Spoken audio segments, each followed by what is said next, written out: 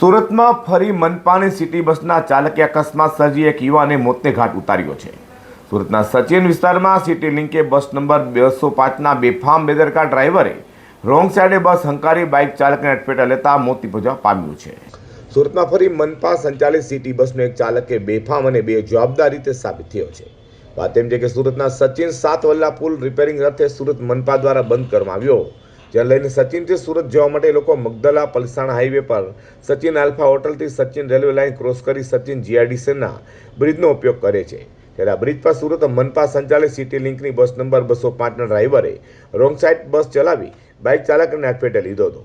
બેફામ રીતે બસ હંકારનાર બાઇક ચાલકને અડફેટે લીધા ગંભીર રીતે ઘવાયેલા બાઇક ચાલકનું ઘટના સ્થળે જ કરુણ મોત નિપજવા પામ્યું હતું।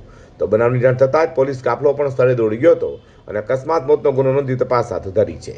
વધુમાં સચિનમાં અગાઉ પણ એક વર્ષ પહેલા એક મહિલાને સચિન હાઉસિંગ વિસ્તારમાં સિટી લિંક બસ ડ્રાઈવર દ્વારા અકસ્માત કરતા મોત નીપજ્યું હતું।